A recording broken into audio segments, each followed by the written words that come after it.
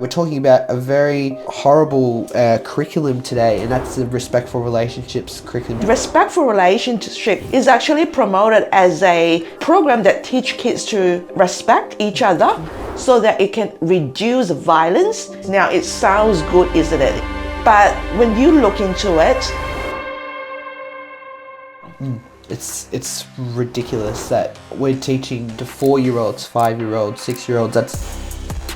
You mentioned the Royal Children's Hospital, and I had a seizure in 2020, and I went to the Royal Children's Hospital, and I was there for about 4 days or so, and they were like, okay, we need to come back in for checkups, and like, you're going to see this doctor, this doctor, this doctor, this doctor. And then the last one we saw was the gender specialist. That had nothing to do with my condition at all. they do have parents telling me when they become aware of it is when one of these well-being officers called them, telling the parents that you either have a dead child or a trans child.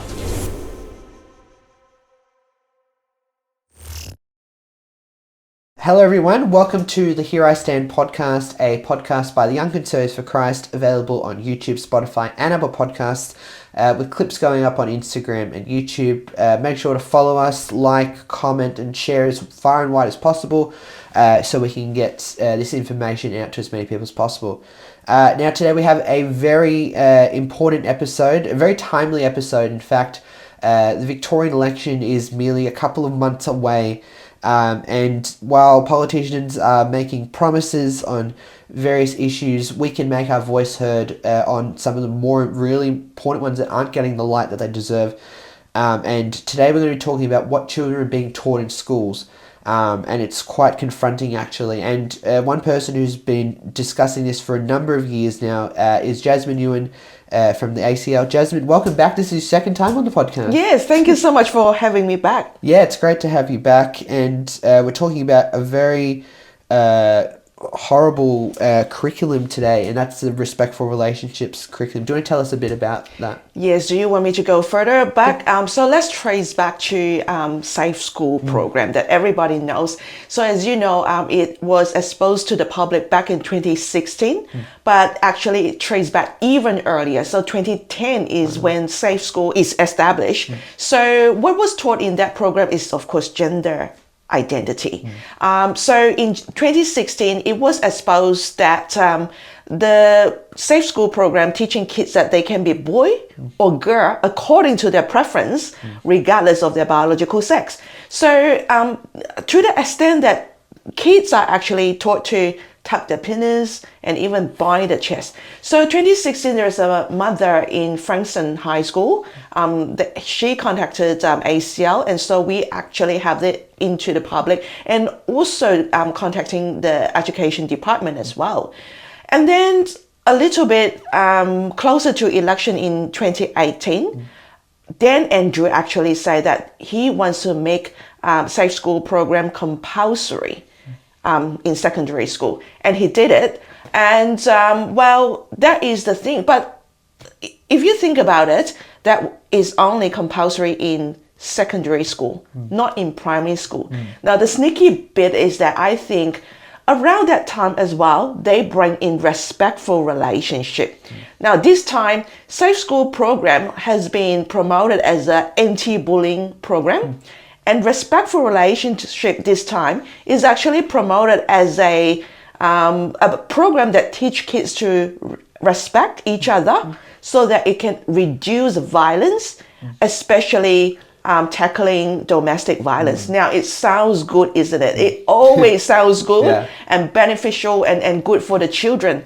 But when you look into it, it always comes in topic 7 and 8. All the rest, it could be teaching kids to deal with emotion, stress, and all this is fine. But when it comes to topic 7 and 8, it's always on gender identity. So when I look into it, the previous material, respectful relationship material, it was very insidious.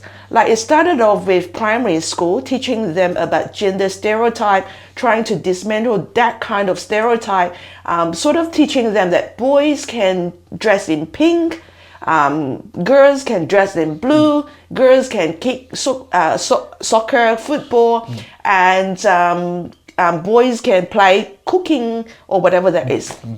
So they just try to dismantle that gender stereotype in order to slowly blur the binary sex of male and female. So when it comes to grade 5, for example, 10-year-old, then they bring in gender identity full bloom. Now, what I'm talking about is the old version of the respectful relationship. What we have now is this one, the foundation level, and of course there's many other material for other year level. This is the new version. Now the problem is, as you mentioned earlier, is disturbing, as is definitely disturbing, is because the new material is actually bringing in gender theory as young as not only prep, the foundation level is actually including prep level and kindergarten. Gosh. Teaching them everything, including gender identity, identity politics, and toxic masculinity coming in as well, all sort of thing. And I have to also say that explicit sex education as well is because consent education is included in the new respectful relationship program now.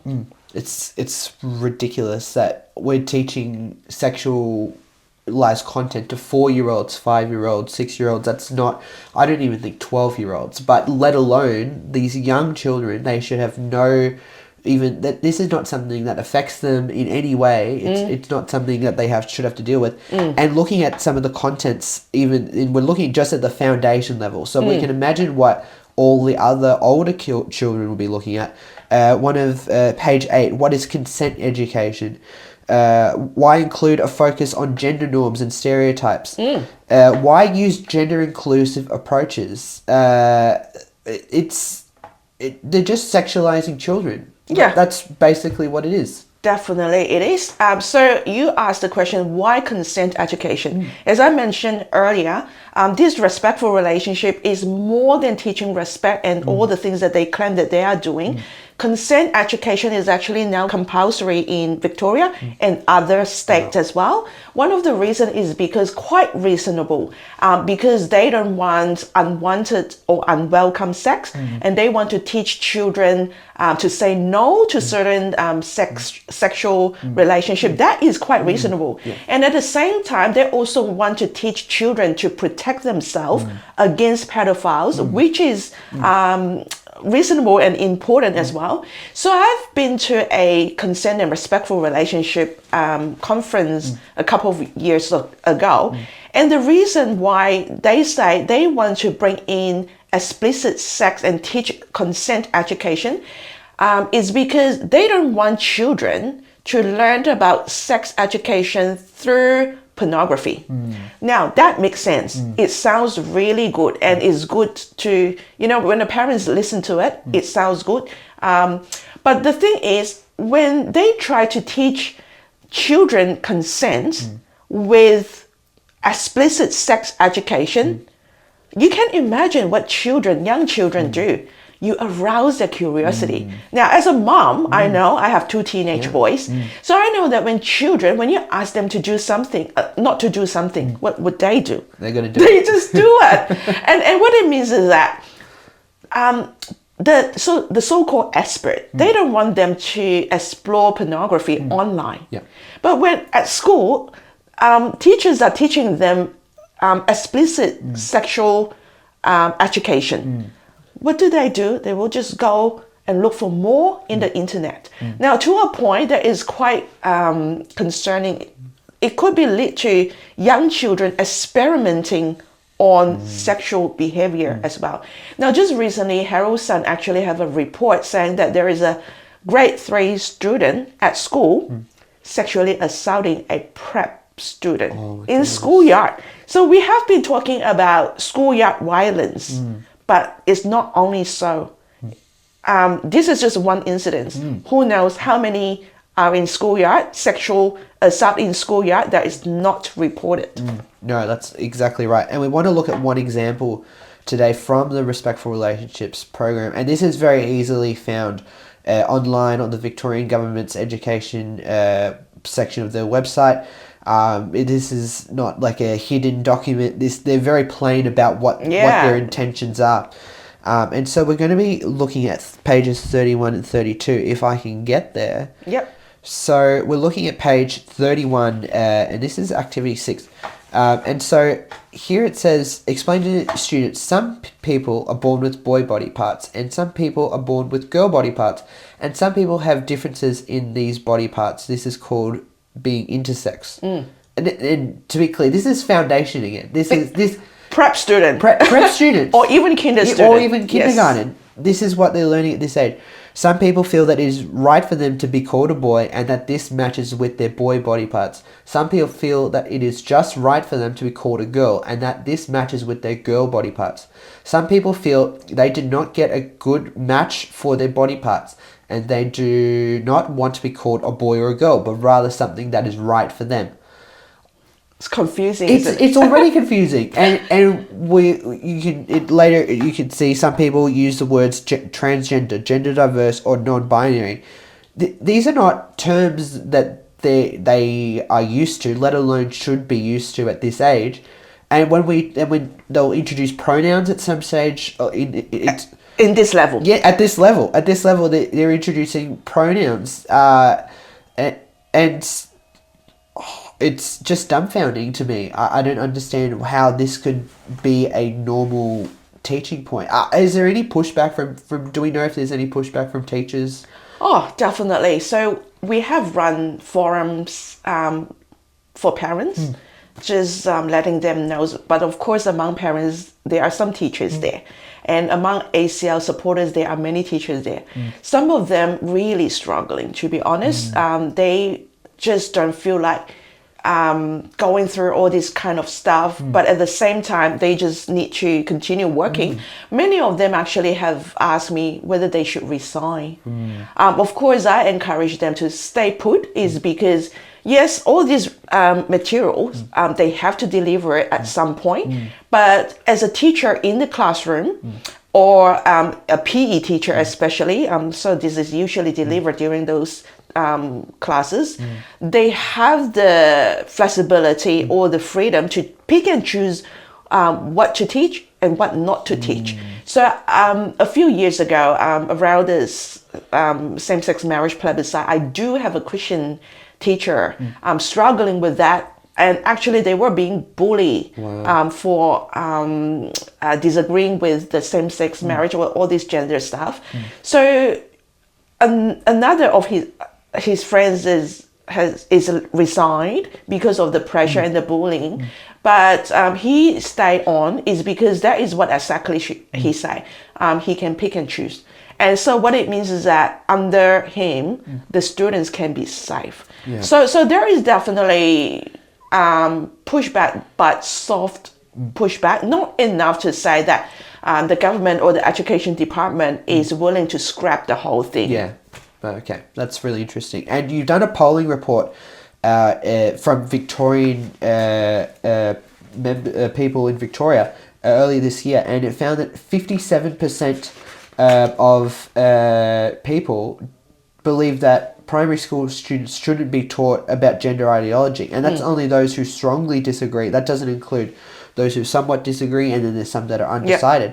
So this is, for politicians, this should be a very partisan decision for them. Yes, definitely.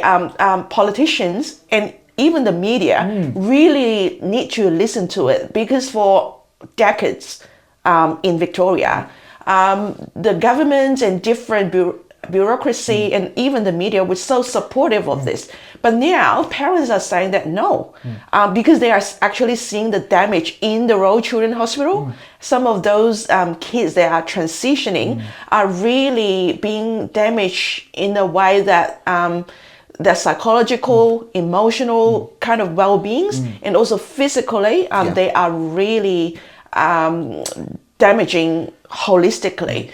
And so people are starting to wake up from it, and also we are thankful for the global pushback as well. Now we see the caste review and all those different Western countries who are pushing back and banning puberty blockers, and even Northern Territory and Queensland as well are doing the same, because they already see that the kind of damage done to children transitioning, whether it's socially or medically. So this polling is really important. Now, here is Victoria. I have been always told Victoria is the most progressive state. Definitely it is. If you remember in 2018, when Dan Andrew won his second term, he said that he wants to make Victoria the most progressive state of the whole nation, and he did it. But at the same time, now the polling is showing us Victorian up to 57% do not agree of having this kind of gender ideology taught to children in primary school. Now, for secondary school, it's quite high as well. Now, it doesn't mean that there are 40% of Victorians supporting it. No. In that statistic, up to 15% are uncertain about that. Is because most of the parents or grandparents are still unaware of it. And therefore, as you mentioned, the politicians really need to pay attention, is because in this election, we can make that 15% aware of what is going on at school, in the Royal Children's Hospital, and those damages done to the children who are transitioning. Now, what it means is that this election, there is a golden opportunity for us to push back against this respectful relationship program, and also ask for the whole program to be scrapped and replaced with something that is truly teaching genuine respect that is beneficial for the children and also for the general society. Yeah, absolutely. And we have that genuine opportunity now with a 3-horse race now. Yes. Where all three now, Labor, Liberal and One Nation, all polling in the mid-20s. Yes. We don't know how this election is going to turn out. So all of them are going to be counting on each individual vote. Yes. Every time you email your politician, you call your politician, you make a noise about this on social media, they're going to be listening now more than ever, because their seats are really going to be on the line this election. Yes. And many of the politicians are actually saying that there is no safe seat now in this election, which is a good thing. What it means is that Christian has a golden opportunity to really advocate for all these things to be changed. But I just have to say there is a good news. Recently in Herald Sun, One Nation, the Victorian branch, already said that they are going to scrap safe school and respectful relationship and bring basics back to education. And I would have to also say that I've recently also caught up with the opposition leader and also the National Party leader as well. I will expect something good coming out of it. Wow. Hopefully, positive. No, that's but we'll just have to keep praying. Yeah, absolutely. So that's really good to hear. At least we have one major party now that's standing against us. So that's common sense. Yeah, exactly. It is common sense. Previously, it would be common sense, but. And you mentioned the Royal Children's Hospital, and I have an anecdote of that I had a seizure in 2020, and I went to the Royal Children's Hospital, and I was there for about 4 days or so, and I came out, and they were like, okay, we need to come back in for checkups, and like, you're going to see this doctor, this doctor, this doctor, this doctor, and then we looked at who they were, and we're like, oh yeah, that one sounds fine, oh yeah, this is an X-ray, this one's a whatever it is, and then the last one we saw was the gender specialist. So this is something they've intentionally sneaking. That had nothing to do with my condition at all. And I think it was 14 at the time. Yep. And so I can only imagine that they're doing this to younger kids as well. So we're talking. This is the school system. This is the hospitals. It's pervasive throughout the Victorian system. Yes. So this is one battle we've got to fight, and we can hit each individual one if we can get one down. Yes, you know what? Respectful relationship, in the introduction, they actually said there is a whole school approach. So what it means is that it's not only when it's teaching the respectful relationship classes that gender ideology or other identity politics is brought in, but it could be in the PE, the schoolyard, and also the staff room, everywhere.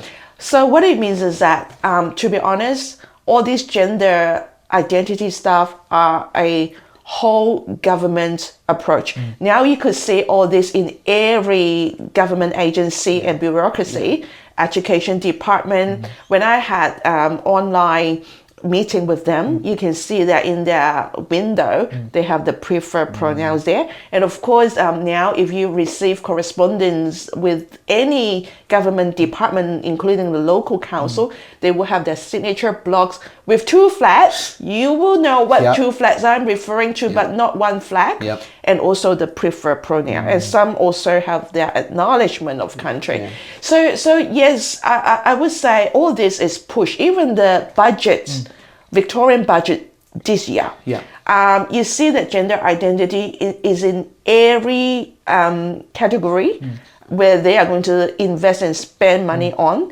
Definitely, you can't trace it, but you can see that gender identity or gender theory is embedded in every corner of our Victorian society. Therefore, including the health department, education department, and everywhere, they won't let go of any opportunity to bring in all this kind of ideology to children. Don't forget that Rainbow Toolkit guideline for the children in the library. Whenever children are coming to the library, staff are actually encouraged to ask, what preferred pronouns do they want to use? It's incredible.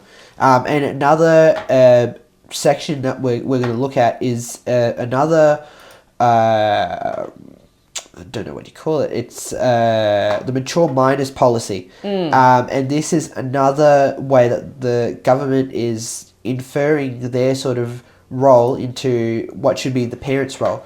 And so we're going to look at a video that Jasmine has made online before we talk about it. But you give the government control over your child.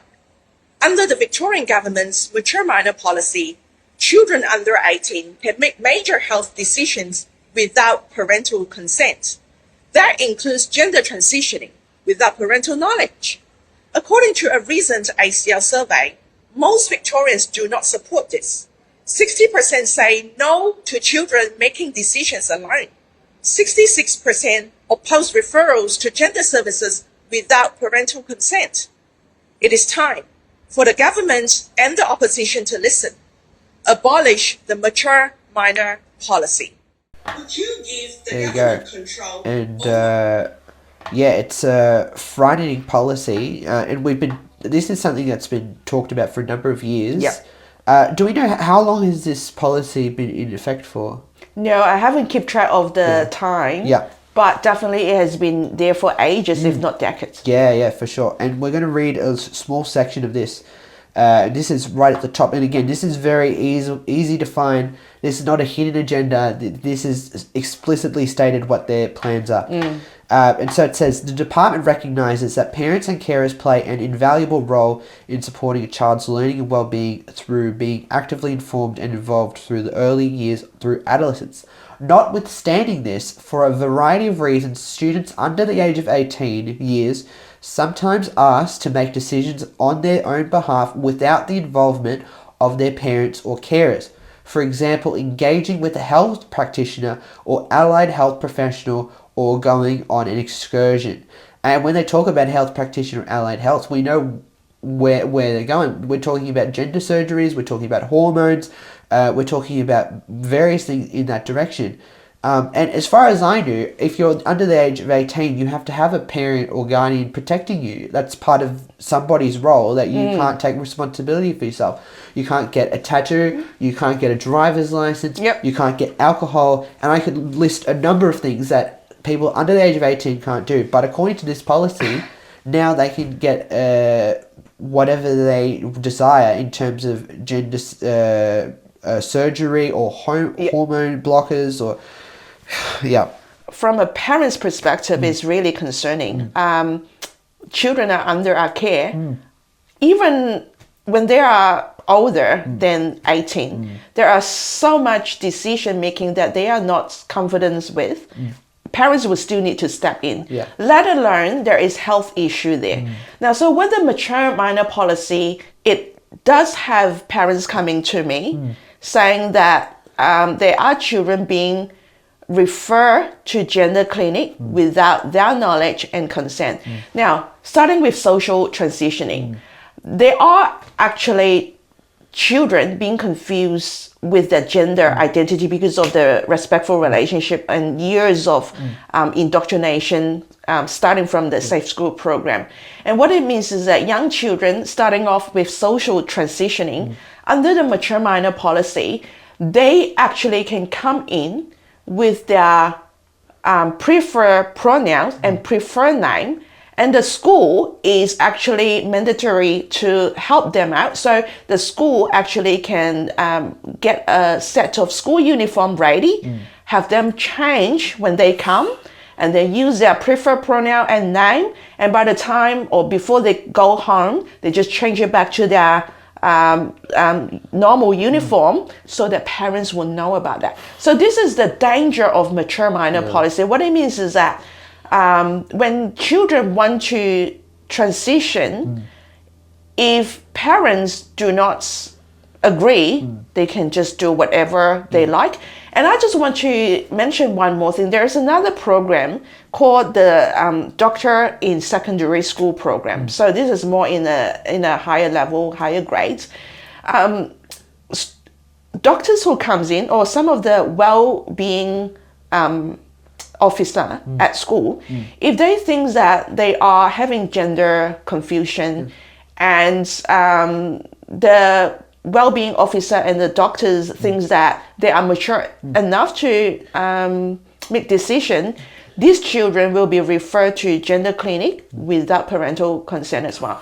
They do have parents telling me when they become aware of it is when one of these well-being officer call them, or the gender clinic calling them. Wow. Now, by the time they are informed, it's already too late. It's because the Royal Children Hospital is already telling the parents that you either have a dead child or a trans child. Now, I actually have a father. I actually have been supporting a father who was actually fighting for his own children in the family courts, who have been taken away because of the father disagreeing with the child going through transitioning. But the good news is that that father won that court case. Wow. But it's rare. But now, this is just one of the cases that I know. Yeah. But who knows how many cases are out there in the family courts. No, 100%. And what we've been discussing with the Respectful Relationships program is that the teachers themselves are initiating these conversations. So a lot of the time, it's not even the students that are like, oh, maybe this is something I want to go down, where children are experiencing gender dysphoria during puberty. It's rather where someone said something, and like, oh, maybe that's something because they've heard it from someone that they trust and they respect and they look up to. Yeah. That now the teacher can initiate and be like, oh, maybe you should look at doing this and look at doing that. So it's a very it's subverting the parental responsibilities. Definitely. Well, as you mentioned, there is a long list of things that parents should say yes before children under 18 can go ahead to do that. But under this, no, parents pretty much has no say about that. Yeah. Parental rights is definitely being eroded and even removed from the whole school system. Yeah. And there is concerning is because what it means is that our children have put under the responsibility of the state. Yeah. But that is not the case. Yeah. Even our Victorian Charter of Human Rights say that parental rights should be protected, but when in a practical sense, that is not the case. Yeah. And what we see is that, through all these respectful relationship program and mature minor policy and the whole government approach on all this gender issue, we can see that the state is actually coming in to interfere with family relationship. Yeah. In a way, it caused a lot of division. Yeah. It's creating rifts in between children and parents. Just imagine children say, because of all this gender indoctrination, I want to change my gender identity. I want to change my birth certificate, the sex status on my birth certificate, and I want to take hormone therapy. If the parents say no, then what would happen? Definitely there will be conflict, and the children are taking or considering parents as enemies. So what is the state trying to do? Not only removing parental rights, but also removing children from families and from the trust of the parents. Is definitely, if you look into it, is quite massive in the way that the state is going to that direction. No, 100%. And I think for a lot of Christians and churches, they've been very silent on political issues because they're like, oh, this is politics, we have to worry on evangelism in our families and stuff like this. But this is now impeding on your, this is education. The churches will at some stage will be told you can only say this, you can't say this. Well, to some extent with the conversion therapy laws that have already passed in, I think, 2021 or 2022, that pastors can only say certain things, they can only pray in certain ways. And so this is a Christian issue. This is not politics. This is the culture impeding on what Christians can actually teach the children about. I think there is a misconception among the Christian community that politics and culture and all this current issue needs to be separate. And in fact, we look back to Romans 13. What we are told by the Apostle Paul is that every government, pagan government as well, is established by God. And what their role is, God put the government there in order to make sure that the community is doing the right thing. And they actually have a very special role. There is a servant of God. And what it means is that as Christian, as a people of God, we actually have that responsibility to hold the government accountable. And what it means is that if they are drifting away from the truth, from the righteousness and the goodness or the responsibility that God put them into fulfilling, we have the responsibility to draw them back and to call out the wrong that they are doing. And also when you look into the laws that they have passed in the parliament, if they are, impinging on religious freedom and also restricting parental rights and even take away religious freedom, don't we have the responsibility to do something about it? There is, as you mentioned, there is no longer a political issue. It is actually something that is restricting of how Christians can live out our faith. And one of the things that Apostle Paul also tells us to pray for the government is, this is the instruction that he gives to Timothy and us as well. Why do we need to pray for the government?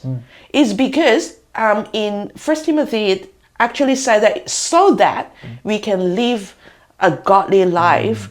That is the thing. What it means is that now Paul is actually writing from the first century Roman Empire perspective. At that time, the Christians are a minority community, and religious freedom is definitely being restricted in many ways. Even they were even persecuted because of their faith, and so what Paul means is that if we want to live out our Christian faith and also legally pass on our faith to our children and share the gospel in the community that actually is determined by the government of the day or the politics of the time. So what it means is that separating politics and culture and the current issue is not a very practical way, and I don't think it's a biblical way to do it as well.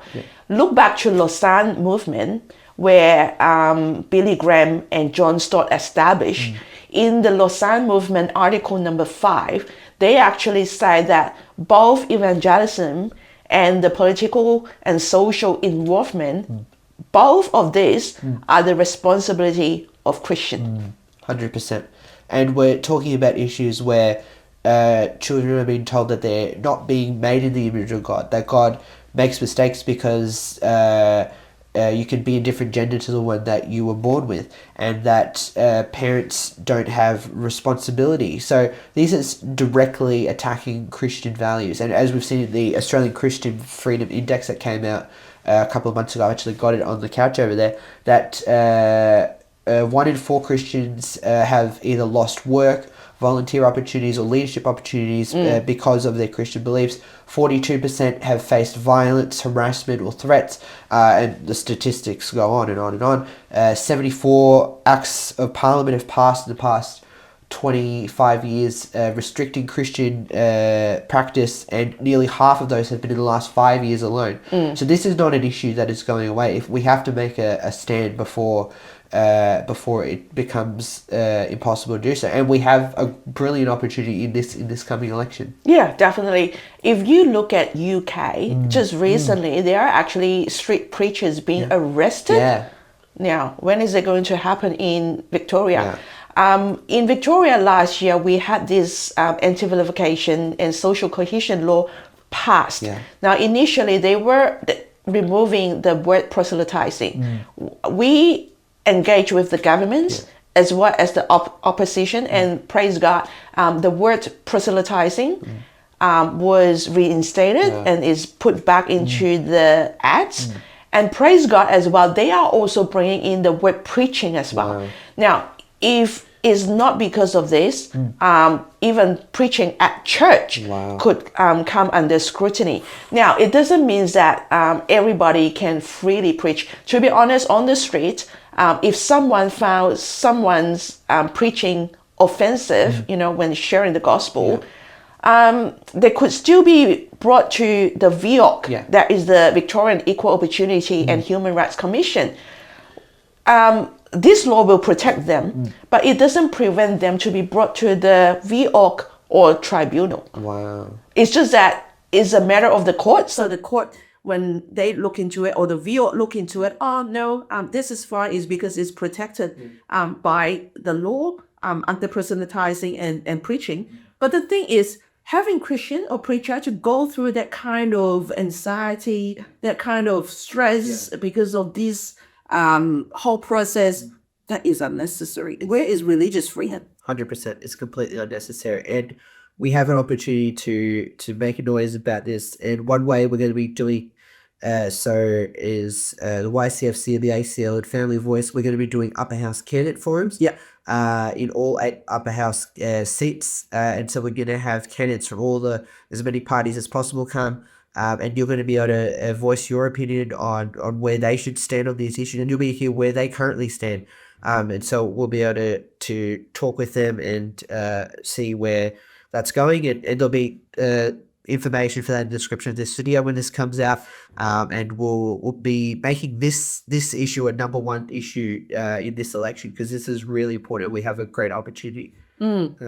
Yeah, respectful relationship, I think it is very important to make it an election issue this year. As I mentioned, it's golden opportunity. And also the tide is shifting globally, and also even in Australia.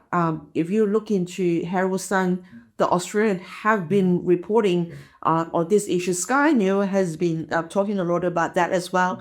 So when the community is starting to become aware of it, and the media is reporting that the politicians are starting to wake up from it as well, we just need to make good use of the opportunity to push back.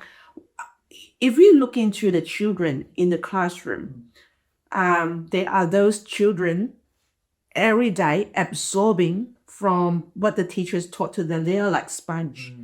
What it means is that if we don't push back, the younger generation growing up will lose that kind of common sense, and we owe it to them to rescue them from all this indoctrination. If not now, then when? So make good use of the opportunity now. Yeah, no, 100%. So when you're coming to this election, make sure you're finding out who you're voting for, why you're voting for them, where do they stand on this issue in particular and other issues.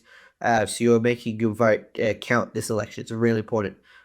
Jasmine, thank you so much for coming back on the podcast. Thank you. I really enjoy it. How can we be who we're meant to be based on the vision of our faith? If we're denied the right to employ and engage people and even present what we believe is true nature of the human person. Where we get our hope from as Christians is that Jesus is still on the throne. That's not changed. And the government have effectively creating blasphemy laws to outlaw Christianity, the foundation of our nation.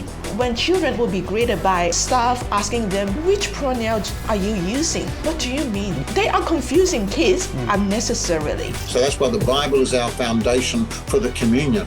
Of course, Christ is our foundation for salvation. And we follow him when we follow the words of the Bible. But we have to see the bigger picture. If we don't get everything we want this time around, well, that's no reason to give up. You keep fighting more. It wasn't until Christians said, yeah, you killed your babies, what are you going to do about this? God had a solution, but the solution wasn't going to be effective if I didn't first acknowledge that I needed that solution.